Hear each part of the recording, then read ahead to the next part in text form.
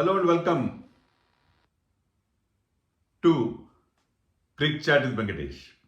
Pause తీసుకున్నాను, చిన్న pause ఎందుకంటే మరి ఇప్పుడు అంతరి చర్చ పాజ్ ఆగి చూచి మెల్లగా వెళ్ళమన్నట్టుగా మన ఉస్మాన్ తారిక్ పాకిస్తాన్ బౌలర్ ఆగి బౌలింగ్ వేస్తున్నాడు కదా, కాసేపు ఆగి తర్వాత వేస్తున్నాడు బౌలింగ్.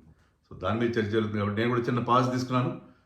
బట్ మ్యాచ్ ఈరోజు మనందరూ ఎదురు చూస్తున్న match super Sunday, India versus Pakistan. ఇది ఒక మహాసంగ్రామం అని, మదర్ ఆఫ్ ఆల్ బ్యాటిల్స్ అని అవేం నేను అలాంటి ఎడ్జెక్టివ్స్ విశేషణాలు వాడదలుచుకోలేదు నేను. కానీ మ్యాచ్ మాత్రం మహారంజుగా ఉండబోతుంది. మ్యాచ్ కానీ వర్షం వల్ల ఎలాంటి అంతరాయం లేకుండా జరిగితే మాత్రం match cracker Jack of a contest, దాంట్లో ఎలాంటి సందేహం లేదు. అది ఇండియా పాకిస్తాన్ మధ్య ఎమోషన్స్ అవన్నీ పక్కన పెట్టేస్తే కేవలం క్రికెటింగ్ రీజన్స్తో చూసినా కూడా మ్యాచ్ చాలా ఇంట్రెస్టింగ్గా ఉండబోతుంది. మామూలుగా అయితే నార్మల్ సర్కమ్స్టాన్సెస్లో Pakistan is no match for India. Pakistan చరిత్ర చూసుకున్న మీరు వరల్డ్ కప్స్లో చూడండి, ఇంతవరకు మనం T20 వరల్డ్ కప్లో వాళ్ళతో 8 సార్లు ఆడితే 7 సార్లు గెలిచాం. ఒకే ఒక్కసారి 2021లో మాత్రమే ఓడిపోయాం. మరి వన్డే వరల్డ్ కప్స్లో 8 సార్లు ఆడితే 8 సార్లు గెలిచాం. సో మన రికార్డ్ వరల్డ్ కప్స్లో అగేన్స్ట్ పాకిస్తాన్ 15-1, మనం 15 సార్లు గెలిస్తే వాళ్ళు ఒకే ఒక్కసారి గెలిచారు.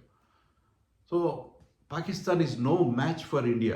మీరు మ్యాన్ టు మ్యాన్ చూసుకున్నా, చరిత్ర చూసుకున్నా, ఏ రకంగా చూసుకున్నా గత 15 ఏళ్ళుగా, గత దశాబ్దన్నరగా అయితే పాకిస్తాన్ ఇంకా బలహీనం అవుతోంది. ఇండియా మరింత బలపడుతోంది అక్రాస్ ఫార్మాట్స్. అది దాచేస్తే దాగని సత్యం. అయినా కూడా ఈరోజు మ్యాచ్ మాత్రం చాలా టఫ్ మ్యాచ్ అనడంలో సందేహం లేదు. దానికి కారణాలు ఏంటో చెప్తాను, మన స్ట్రాటజీ ఎలా ఉండాలో చెప్తాను, తర్వాత పొలిటికల్గా ఏం జరగబోతుంది, పొలిటికల్ పరంగా ఏం జరగబోతుంది చెప్తాను. లాస్ట్లో మీకు ఒక చిన్న కాంటెస్ట్ కూడా కాదు, మీకు కామెంట్ ఒకటి అడగదలుచుకున్నాను. మీరు దానికి కామెంట్స్లో మీరు సమాధానం చెప్పండి. సో అందరు రెడీ అయిపోయినట్టారు ఈరోజు మ్యాచ్ కోసం. అలాగే వాతావరణం సంగతి ఏంటి అది కూడా మనం మాట్లాడదాం. ఓకే, ఫస్ట్ అండ్ ఫార్మోస్ట్ నేను చెప్పినట్టుగా కాంటెస్ట్ మహారంజుగా మహా ఇంటెన్స్ బ్యాటిల్ ఉండబోతుంది. దానికి కారణం ఏంటంటే ఎప్పుడు కూడా it's always been India's batting versus Pakistan's bowling. కానీ పాకిస్తాన్ బౌలింగ్ అంటే ట్రెడిషనల్గా ఏంటంటే ఇటీవల కాలంలో వాళ్ళు ఫాస్ట్ బౌలింగ్. కానీ ఈసారి ఫాస్ట్ బౌలింగ్ కాదు. They are going into the match mostly with just one specialist pacer in Shaheen Shah Afridi. వాళ్ళ spin bowling, it is Pakistan spin bowling against India's batting. Spin బౌలింగ్లో మన వీక్నెస్ని వాళ్ళు కూడా కనిపెట్టి ఉంటారు. మన even we struggled against USA spinners, we struggled against Namibia spinners. దాంట్లో కొంచెం వెరైటీ ఉంటే ఇంకా స్ట్రగుల్ అయ్యాం, లైక్ ఎరాస్మిస్. సో ఇవన్నీ దృష్టిలో పెట్టుకుని వాళ్ళు స్పిన్ బౌలర్స్తో జట్టు నింపేస్తారు. వాళ్ళకి 4 మంచి స్పిన్ బౌలర్స్ ఉన్నారు.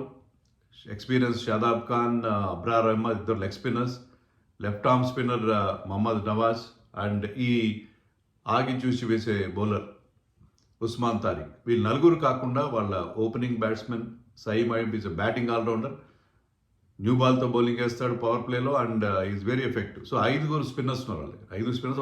వాళ్ళ కెప్టెన్ సల్మాన్ ఆగా కూడా బౌలింగ్ స్పిన్ వేస్తారు, ఆఫ్ స్పిన్ వేస్తారు. సో 6 స్పిన్ ఆప్షన్స్ వాళ్ళకు ఉన్నాయి.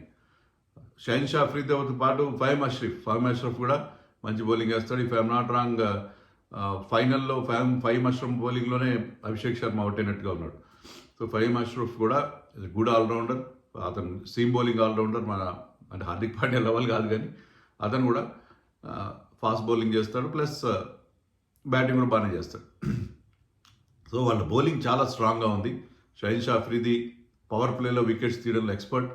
సో అది వాళ్ళకున్న ప్రధానమైన స్ట్రెంత్. వాళ్ళ స్పిన్నర్స్ మన వాళ్ళు ఇబ్బంది పెడతారా అనే ట్రాక్ అక్కడ మీరు చూస్తే శ్రీలంకలో ఎప్పుడు కూడా స్పిన్ బౌలర్స్కి హెల్ప్ ఉంటుంది. బాల్ గ్రిప్ అవుతుంది, పెద్ద గ్రౌండ్, అది 6లు కొట్టడం అంత ఈజీ కాదు. సో ఇవన్నీ సమస్యలు. స్క్వేర్ బౌండరీస్ చాలా పెద్దవి, చాలా one of the biggest grounds, అది చాలా పెద్ద గ్రౌండ్ అది. సో అక్కడ 6లు రావడం కష్టం, బౌండరీలు రావడం కష్టం. సో మన వాళ్ళకి ట్రెడిషనల్గా అలవాటైన పద్ధతి అక్కడ కుదరదు. అక్కడ different ball game all together. Weather కూడా కాస్త హ్యూమిడ్గా ఉంటుంది. సూర్యకుమార్ అన్నాడు మేము కూడా ఇండియాలో లాగానే ఉంటుంది కదండి, కానీ అలా కాదు. అక్కడ ఇండియాలో ఇప్పుడు మన ఫిబ్రవరి నెలలో వెదర్ ప్లెజెంట్గా ఉంది, కానీ అక్కడ అలా కాదు, హ్యూమిడ్ వెదర్ ఉంటుంది, చెమటలకు పోస్తుంటే బాగా. బట్ అది చాలా డిఫరెన్స్ ఉంది. వాళ్ళ స్పిన్నర్స్ మన మీద వాళ్ళు పై చేయ అవకాశం కూడా కనిపిస్తుంది. So India has to be very very careful ఈ మ్యాచ్ విషయంలో. మనం ఇటీవలే మొన్న రీసెంట్గా 2 వారాల తేడాలో వాళ్ళని 3 సార్లు ఓడించాం ఏషియా కప్లో. కానీ ఫైనల్లో మనం ఎంత స్ట్రగుల్ అయ్యామో విత్ మన తిలక్ వర్మ ఆడిన నాక్ వల్ల బయటపడ్డాం మనం. సో ఇక్కడ మరి ఏం చేస్తారు అనేది మనం చూడాలి. డెఫినెట్గా focus will be on Abhishek Sharma. మరి అభిషేక్ శర్మ ఆడుతున్నాడా? 11 సంగతి ఏంటి? 11లో 2 మార్పులు అయితే ఉంటాయి. 2 మార్పులు ఉంటాయి. అభిషేక్ శర్మ నిన్న మన వాళ్ళు ఆప్షనల్ బ్యాటింగ్ సెషన్లో దాదాపు హాఫ్ అన్ అవర్ బ్యాటింగ్ చేసినట్టుగా మనకి వార్తలు వచ్చినాయి. హాఫ్ అన్ అవర్ పాటు బ్యాటింగ్ చేశాడు. దాంట్లో అతను ఎక్కువగా స్పిన్నర్స్ని ఫేస్ చేశాడు. ఆ స్పిన్నర్స్ కూడా సూర్యకుమార్ యాదవ్ అతని స్వయంగా ఆగి బౌలింగ్ వేయడం, నేను ఆ విజువల్స్ కూడా మనకు మ్యాచ్లో చూపించారు. సో అతను ఆగి మన ఉస్మాన్ తారీఖ్ స్టైల్లో ఆగి బౌలింగ్ వేయడం కాస్త అంటే ఆ పాస్ తీసుకుంటే మనం ఎలా రియాక్ట్ అవ్వాలి అనేది అది చూపించాడు. సో ఆ పాస్ కూడా చేసి అభిషేక్ శర్మ చాలాసేపు స్పిన్నర్స్ ఫేస్ చేసి ఫాస్ట్ బౌలర్స్ ఫేస్ చేయడు. అంత మంచి రిజంలో కనిపించలేదు, ఎందుకంటే చాలా గ్యాప్ వచ్చింది కదా, గ్యాప్ రిజంలో కనిపించలేదు. బట్ కొన్ని బిగ్ షీట్స్ కూడా కొట్టాడు. జనరల్లీ అతను ఒక గ్రూవ్లోకి రావడానికి చూశాడు. అండ్ గౌతమ్ గంభీర్ దగ్గరుండి అతన్ని ప్రాక్టీస్ టైంలో అతన్ని వాచ్ చేసినట్టుగా చెప్తూ ఇన్ ఆల్ లైక్లీహుడ్ అతను ఆడొచ్చు, ఎందుకంటే అతను పూర్తిగా ఫిట్ అయినట్టుగా ఉన్నాడు. అతను నేను ఇంతకుముందు కూడా చెప్పాను 80% ఫిట్ ఉన్నా అతను ఆడించాలి, బికాజ్ అతను ఉంటే బాగుంటుంది. అతన్ని ఈవెన్ ప్రెస్ మీట్లో అడిగారు, నిన్న ప్రెస్ మీట్లో సూర్యకుమార్ యాదవ్ని అడిగారు. సో వాళ్ళ పాకిస్తాన్ కెప్టెన్ ఉన్నాడు సల్మాన్ ఆగా, అభిషేక్ శర్మ ఆడితే బాగుంటుంది, we want to play against the best, వాళ్ళ బెస్ట్ టీమ్ అగేన్స్ట్గా ఆడదలుచుకున్నాం అని చెప్పి అంటే అది కూడా సూర్యకుమార్ అంటే అలా అన్నారా, సరే ఆడిచ్చేద్దాం అన్నట్టు తెప్పిస్తే అతను ఏ మాత్రం హింట్ ఇవ్వలేదు అభిషేక్ శర్మ ఆడుతున్నాడు లేదంటే అది అలా గెస్ట్గా పెడదాం అనుకున్నాడు, దాన్ని ఓపెన్గా చెప్పదలుచుకోలేదు. So Abhishek Sharma in all likelihood నేను అనుకోవడం అయితే 80% అభిషేక్ శర్మ ఆడతాడు. అది ఫిట్నెస్ అతను నిన్న నెట్స్లో ఎప్పుడైతే ప్రాక్టీస్ చేసినప్పుడు ఖచ్చితంగా ఆడే అవకాశాలు కనిపిస్తున్నాయి. సో అభిషేక్ శర్మ టీంలోకి వస్తాడు. అలాగే మరొక థర్డ్ స్పిన్నర్ కూడా ఆడతాడు. థర్డ్ స్పిన్నర్ కుల్దీప్ యాదవ్కి అద్భుతమైన రికార్డు ఉంది. మనం ఏషియా కప్ ఆడినప్పుడు he was our player of the series. చాలా ఈవెన్ ఫైనల్లో 4 వికెట్లు తీశాడు. ఓవరాల్గా పాకిస్తాన్ మీద అతనికి మంచి రికార్డు ఉంది. సో ఆ విషయం కూడా కుల్దీప్ ఆడుతున్నాడు లేదనే విషయం కూడా ప్రెస్ మీట్లో ఎలాంటి హింట్ ఇవ్వలేదు సూర్యకుమార్ యాదవ్. ఆ క్వశ్చన్ని చాలా తెలివిగా పక్కకి నెట్టాడు. బట్ కుల్దీప్ యాదవ్ ఆడే అవకాశాలు ఎక్కువ కనిపిస్తాయి. కుల్దీప్ యాదవ్ ఆడితే మనకి ఏంటంటే ఒక ఫాస్ట్ బౌలర్ని పక్కన పెట్టాలి. అన్ఫార్చునేట్లీ హర్షదీప్ సింగ్ని పక్కన పెట్టే పరిస్థితి కనిపిస్తుంది. సో హర్షదీప్ బదులు కుల్దీప్ ఆడే అవకాశం. అలా కాకుండా వాషింగ్టన్ సుందర్ కనుక ఆడించేట్టుగా ఉంటే అప్పుడు రింకు సింగ్ని పక్కన పెట్టి వాషింగ్టన్ సుందర్ ఆడిస్తారు. దానివల్ల హర్షదీప్ కంటిన్యూ అవుతాడు, మనకి ఎక్స్ట్రా బౌలింగ్ ఆప్షన్ వస్తుంది. సో అతను 6th బౌలర్గా వస్తాడు, ఆ అవకాశం కూడా. కానీ Kuldeep is a wicket taking bowler, అందుకని పాకిస్తాన్లో అంత ఎక్కువగా లెఫ్ట్ హ్యాండర్స్ లేరు. పాకిస్తాన్లో లెఫ్ట్ హ్యాండర్స్ అంత ఎక్కువగా లేరు కాబట్టి ఆఫ్ స్పిన్నర్ కంటే కూడా కుల్దీప్ యాదవ్ రిచ్ స్పిన్నే మనకి ఎక్కువ ఉపయోగపడే అవకాశం కనిపిస్తుంది. సో ఈ 2 మార్పులు Kuldeep in place of Harshdeep and Sanju Samson ప్లేస్లో మనకి అభిషేక్ శర్మ ఆడే అవకాశం ఉంది. మరి పాకిస్తాన్ నిలబడిన ఎలా ఉంటుంది? పాకిస్తాన్ నిలబడి నేను చెప్పినట్టుగా వాళ్ళ 5 స్పిన్నర్స్లో బరిలో దిగే అవకాశం ఉంది. తర్వాత వాళ్ళు ఉస్మాన్ ఖాన్ అని వాళ్ళ వికెట్ కీపర్ బ్యాట్స్మెన్ ఉన్నాడు. సో అతను అంత గొప్ప ఫామ్లో ఏం లేడు. సో అతని ప్లేస్లో మన ఇండియాకి మీద బాగా ఆడే ఫకర్ జమాన్ని దించి ఉస్మాన్ ఖాన్ పక్కన పెడతారు. మరి కీపింగ్ ఎవరు చేస్తారు? షాహిబ్ జఫర్ కీపింగ్ చేయగలడు, ఈజ్ నాట్ రెగ్యులర్ కీపర్. కానీ ఇంత ఇంపార్టెంట్ మ్యాచ్లో ఒక నాన్ స్పెషలిస్ట్ కీపర్ చేయిస్తారు కీపింగ్ అనేది చూడాలి. కానీ వాళ్ళు బ్యాటింగ్ కనుక స్ట్రెంథన్ చేయదలుచుకుంటే ఫకర్ జమాన్ తీసుకొచ్చి, అతను ఇండియా మీద ఉన్న రికార్డ్ 2017 వరల్డ్ కప్ని దృష్టిలో పెట్టుకొని ఛాంపియన్స్ ట్రోఫీ ఫైనల్ దృష్టిలో పెట్టుకొని అతన్ని ఆడించి ఈ ఉస్మాన్ పక్కన పెట్టే అవకాశం కూడా ఉంది. అలాగే నసీం షాన్ ఏమైనా ఆడిస్తారు. నసీం షాన్ ఆడిస్తే ఎవరి ప్లేస్లో ఆడిస్తారు? అబ్రార్ ఖచ్చితంగా ఆడతారు. Abrar is a good bowler. Shadab is an allrounder. Mohammad నవాజ్ని తప్పించారు. మహమ్మద్ నవాజ్ కూడా ఇండియాతో అనేక సందర్భాల్లో బాగా బ్యాటింగ్ బౌలింగ్ 2 చేసిన పరిస్థితులు ఉన్నాయి. సో నసీం షా మన మీద లాస్ట్ టైం T20 వరల్డ్ కప్లో 2024లో చాలా మంచి బౌలింగ్ చేశాడు. కానీ ఇక్కడ పేసర్స్కి అంత హెల్ప్ ఉండే పిచ్ కాదు. ఫహీమ్ అష్రఫ్ అండ్ షాహిన్ అఫ్రీది సరిపోతారు. పవర్ ప్లేలో నేను చెప్పినట్టుగా సయీమ్ అయ్యూబ్ కూడా బౌలింగ్ చేస్తారు. సో నసీం షా ఆడే అవకాశాలు తక్కువ కనిపిస్తాయి. సో ఆల్మోస్ట్ సేమ్ 11తో వెళ్ళే పరిస్థితి మనకు కనిపిస్తుంది. లాస్ట్ మ్యాచ్లో యూఎస్ఏతో ఏ టీంతో ఆడారో అదే టీంతో పాకిస్తాన్ వెళ్ళే ఛాన్సెస్ ఉన్నాయి. లేని పక్షంలో ఇస్తే మనకి నసీం షా అయినా రావచ్చు, లేకపోతే అలాగే ఫకర్ జమాన్ రావచ్చు. So openers Sahibzada Farhan and Saim Ayub, followed by వాళ్ళ కెప్టెన్ సల్మాన్ ఆగా, బాబర్, తర్వాత మీకు Usman Khan, and followed by allrounders Nawaz, Shadab Khan, వీళ్ళు ఉండే అవకాశం ఉంది. అండ్ ఫహీమ్ అష్రఫ్. సో చాలామంది ముగ్గురు ఆల్రౌండర్స్ ఉన్నారు. ముగ్గురు ఒక పేస్ బౌలింగ్ ఆల్రౌండర్, ఇద్దరు స్పిన్ బౌలింగ్ ఆల్రౌండర్స్ ఉన్నారు కాబట్టి వాళ్ళకి మంచి బ్యాలెన్స్డ్ టీం ఉండే అవకాశం ఉంది. అండ్ ఉస్మాన్ తారిక్, షాహిద్ షాఫ్రీది వాళ్ళ స్పెషలిస్ట్ బౌలర్, అబ్రార్, వీళ్ళు ముగ్గురు స్పెషలిస్ట్ బౌలర్స్. సో అది వాళ్ళ 11. సో ఇండియా గేమ్ ప్లాన్ ఎలా ఉండాలి? పాకిస్తాన్ బ్యాటింగ్ వీక్గా ఉంది, కానీ ఈ షాహిబ్జాదా ఫరాన్ అనేవాడు చాలా చాలా బాగా బ్యాటింగ్ చేస్తున్నాడు. వరల్డ్ కప్లో మంచి ఫామ్లో ఉన్నాడు. సెకండ్లో థర్డ్ టాప్ స్కోరర్గా ఉన్నాడు. చాలా పవర్ఫుల్ హిట్టింగ్ చేయగలడు, అగ్రెసివ్ బ్యాటర్. ఇండియాకి అగేన్స్ట్ ఏషియా కప్లో ఆడిన 3 మ్యాచ్లు కూడా చాలా బాగా బ్యాటింగ్ చేశాడు. సో ఇండియా మీద బాగా మంచి రికార్డు ఉంది అతనికి. ఆడిన 3 మ్యాచ్లో బ్రహ్మాండ బ్యాటింగ్ చేశాడు. అతను అగ్రెసివ్గా ఉన్నాడు, మంచి కాన్ఫిడెంట్గా ఉన్నాడు. సో అతను మోస్ట్ డేంజరస్ ప్లేయర్ మనకని చెప్పాలి. సో అతను చాలా క్విక్గా కూడా ఆడగలడు. పవర్ ప్లేలో చాలా క్విక్గా ఆడగల ప్లేయర్. అండ్ సయీమ్ అయూబ్ కూడా చాలా అగ్రెసివ్ ప్లేయర్. మిగతా వాళ్ళకి స్ట్రైక్ రేట్ ఇష్యూస్ ఉన్నాయి. మీకు బాబర్ కావచ్చు, సల్మాన్ అగా కావచ్చు, ఉస్మాన్ ఖాన్ కావచ్చు, ఈవెన్ వీళ్ళు స్ట్రైక్ రేట్ ఇష్యూస్ ఉన్నాయి. సో మిడిల్ ఆర్డర్లో వాళ్ళు కొంచెం స్లో డౌన్ అయ్యే అవకాశం ఉంది. మన ఓపెనర్లు ఇద్దరిని తొందరగా వచ్చారు. హర్షదీప్ ఉంటే బాగుండేది నన్ను అనిపించినందుకే. హర్షదీప్ పవర్ ప్లేలో వికెట్స్ ఇస్తాడు, కానీ కుల్దీప్ నాడిస్తే హర్షదీప్ నాడించుకునే పరిస్థితి లేదు.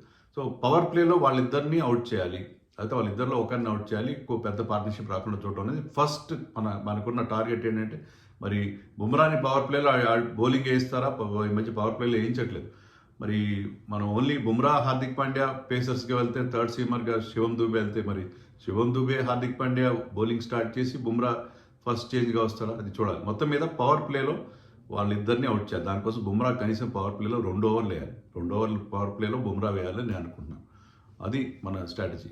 ఇద్దరిలో కానీ ఇద్దరిలో ఒకరిని కానీ ఖచ్చితంగా అవుట్ చేయాలి అనేది that should be the idea. ఎందుకంటే తర్వాత వాళ్ళ బ్యాటింగ్ స్లో డౌన్ అయిపోతుంది.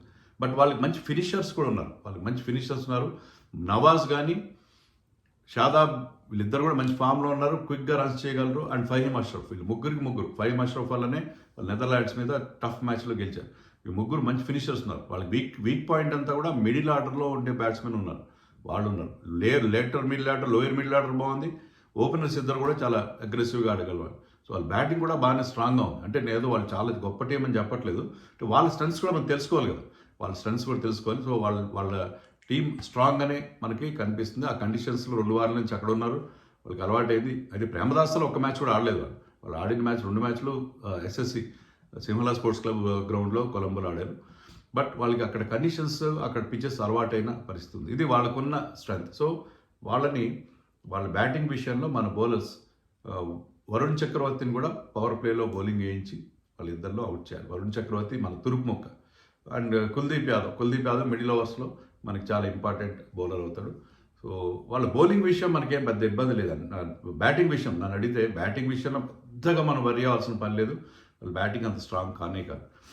ఇక వాళ్ళ బౌలింగ్ విషయంలోనే మనం కొంచెం జాగ్రత్తగా ఆడాలి. వాళ్ళ బౌలర్స్ని అటాక్ చేయాలి, మనం కౌంటర్ అటాక్ చేయాలి. వాళ్ళ బౌలర్స్ని లైన్ అండ్ లెంత్లో సెటిల్ అవ్వనివ్వకుండా చేయాలి. అది చేయాల్సింది. మన బ్యాట్స్మెన్ ఏంటంటే చాలా బిగిసిపోతున్నారు స్పిన్నర్స్కి అగేన్స్ట్. అలా కాదు, చాలామంది మనం ఆస్ట్రేలియా బ్యాట్స్మెన్ వాళ్ళు ఏం చేస్తారంటే, ఒక dangerous spinner Kuldeep Yadav bowling వేస్తున్నాడు అనుకోండి, అతను రివర్స్ స్వీప్లు కొట్టేసి కాస్త ముందుకి స్టెప్ అవుట్ అయ్యి కొట్టి, సో ఆ బౌలర్ని సెటిల్ అవ్వకుండా చేస్తారు. అలాంటి కౌంటర్ అటాకింగ్ టాక్టిక్స్ మన వాళ్ళు అవలంబించారు. రివర్స్ స్వీప్ ఆడట్లేదు. Reverse sweep is a most dangerous, most potent weapon. ఎందుకంటే బౌలర్కి, స్పిన్నర్కి బాల్ ఎక్కడ వేయాలో తెలియదు. రివర్స్ స్వీప్ ఆడతాడేమో, ఫీల్డ్ ఎక్కడ పెట్టాలో తెలియదు. సో రివర్స్ స్వీప్ని ఎంప్లాయ్ చేసి స్పిన్నర్స్ని దెబ్బ కొట్టాలి. అది మన వాళ్ళు రివర్స్ స్వీప్ అంత బాగా ఆడరు. అది మనకి స్పిన్ బాగా ఆడకపోవడానికి కారణం ఏంటంటే రివర్స్ స్వీప్ కానీ మామూలు ఈ ఫ్లాట్ స్వీప్ కానీ మన వాళ్ళు ఎక్కువగా ఆడట్లేదు.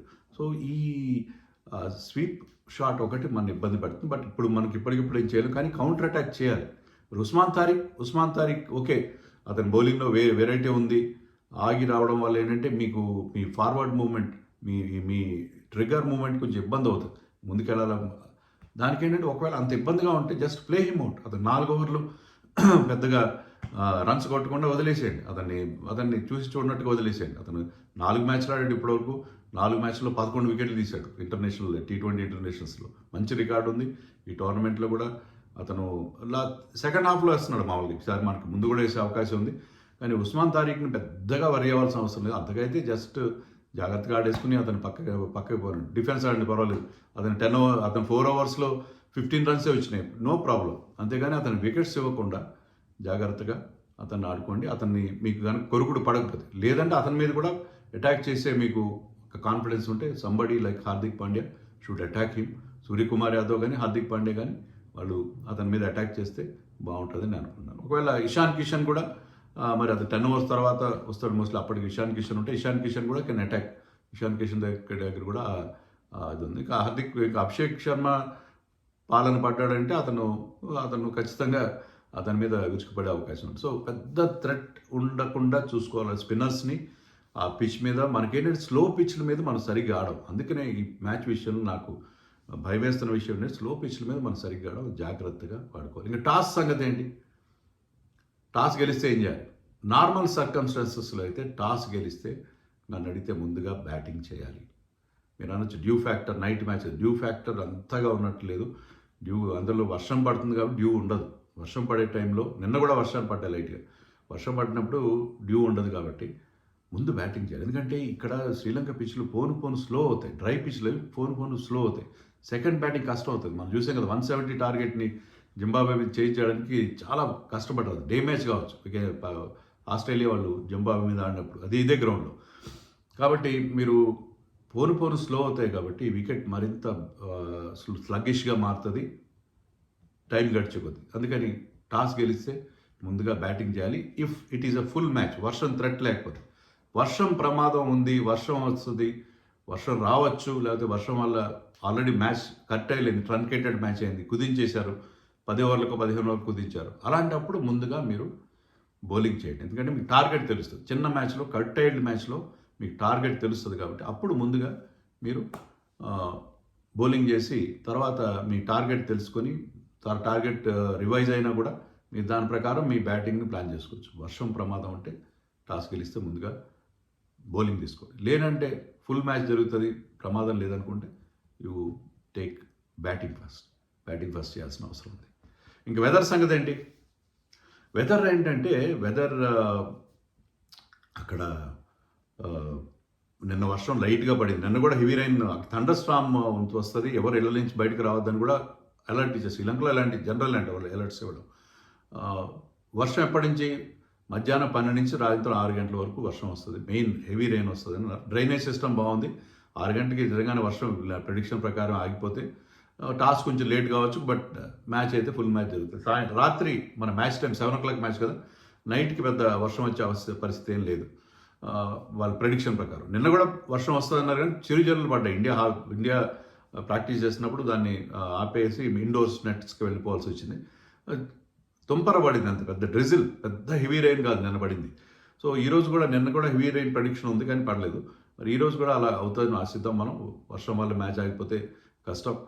నా దృష్టిలో ఏంటంటే జరిగితే ఫుల్ మ్యాచ్ జరగాలి, లేకపోతే మ్యాచ్ రద్దయిపోయినా నాకు ఏ ఇబ్బంది లేదు. ఎందుకంటే పాయింట్స్ ప్రకారం ఇండియాకి ఈ మ్యాచ్ 1 పాయింట్ వచ్చినా మనం నెక్స్ట్ గ్రూప్కి వెళ్ళడానికి ఎలాంటి ఇబ్బంది లేదు.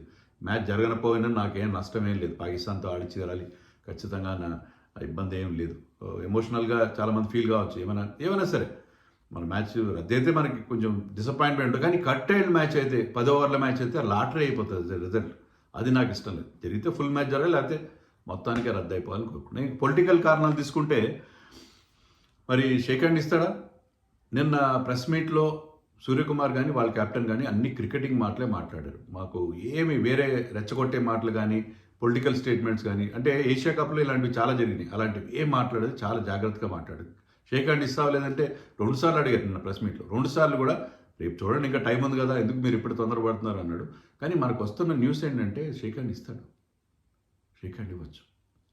చూడండి మీరు, షేక్ హ్యాండ్ ఇవ్వచ్చు. ఎందుకంటే అన్ని ఆ పొలిటికల్ స్టేట్మెంట్స్, పొలిటికల్ మ్యాటర్స్ అని పక్కన పెడతాల్సిన వీళ్ళ మధ్య జరిగిన ఆ కాంప్రమైజ్ ఫార్ములా కూడా షేక్ హ్యాండ్ ఇస్తారనే ఉంది. షేక్ హ్యాండ్ ఇస్తాడు, ఇచ్చి నష్టమే లేదు. మ్యాచ్ ఆడుతున్నాం, షేక్ హ్యాండ్ ఇవ్వడం వల్ల పెద్ద జరిగే ప్రమాదం ఏం లేదు. షేక్ హ్యాండ్ ఇవ్వచ్చు. ఈజ్ నాట్ పొలిటికల్ నేమి, ఈజ్ ఎ ఫెలో క్రికెటర్కి క్రికెట్ మ్యాచ్ లాగా చూడండి. సో ఎలాంటి స్టేట్మెంట్ ఇవ్వలేదు. కనీసం లాస్ట్ టైం సూర్యకుమార్ ఏమన్నాడు, వాళ్ళకి మాకు రైవల్రీ ఏంటి, వాళ్ళు మా మీద రెగ్యులర్గా ఓడిపోతూ ఉంటారు, అలాంటి రెచ్చగొట్టే స్టేట్మెంట్స్ కూడా ఇవ్వలేదు. They are playing very good cricket అని విన్నాను నేను, మంచి క్రికెట్ ఆడుతున్నారని చెప్పి చాలా చాలా క్రికెట్ పరంగా చాలా స్పోర్టివ్గా మాట్లాడడం జరిగింది. సో షేక్ హ్యాండ్ ఇస్తాడని అనుకున్నాను. షేక్ హ్యాండ్ ఇస్తే బాగుంటుంది. ఇవ్వకుండా అనవసరంగా దాన్ని ఒక కాంట్రవర్సీ చేయాల్సిన అవసరం లేదు. ఇది వరల్డ్ కప్ మ్యాచ్, ఇక్కడ క్రికెట్ గురించి మనం మాట్లాడుకోవాలి. సో షేక్ హ్యాండ్ ఇస్తాడని అనుకున్నాను. షేక్ హ్యాండ్ ఇవ్వడంలో ఎలాంటి ఇబ్బంది లేదు. సో అది మ్యాచ్.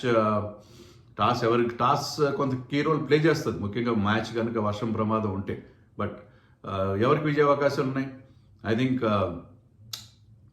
ఇండియాకి 55-45. ఇండియాకి స్లైట్ ఎడ్జ్ మాత్రమే ఉంది. Slight edge because we are allround strength. మనకున్న బలం మ్యాన్ టు మ్యాన్ తీసుకుంటే మన స్పిన్ బౌలింగ్ సరిగ్గా ఆడట్లేదని తప్పిస్తే, వాళ్ళ స్పిన్నర్స్ మన స్పిన్నర్స్ కంటే గొప్ప స్పిన్నర్స్ ఏం కాదు, కానీ మన వాళ్ళు స్పిన్ సరిగ్గా ఆడట్లేదు, అదొకటే బాధ.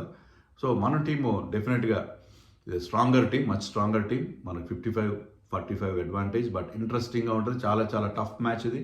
So India should not take them lightly. నేను లాస్ట్లో మీకు ఒక చిన్న కాంటెస్ట్ ఏం లేదు. మీ ఫేవరెట్ ఇండియా పాకిస్తాన్ మ్యాచ్ ఏదో మీరు కామెంట్స్లో చెప్పండి. మీ ఫేవరెట్ ఇండియా పాకిస్తాన్ మ్యాచ్ ఏదో కామెంట్స్లో చెప్పండి. నేను నెక్స్ట్ ఇప్పుడు చెప్తాను నా ఫేవరెట్ మ్యాచ్ ఏదో కూడా మీకు తర్వాత చెప్తాను. ఆల్రెడీ ఇంతకుముందు చెప్పాను నేను, మీకు తెలుసుంటే అది కూడా కామెంట్ చేయండి. మీ ఫేవరెట్ మ్యాచ్ ఏదో మీరు కింద కామెంట్స్లో ఇవ్వండి. So ready, get set and go for India Pakistan contest. It's 7 p.m. today.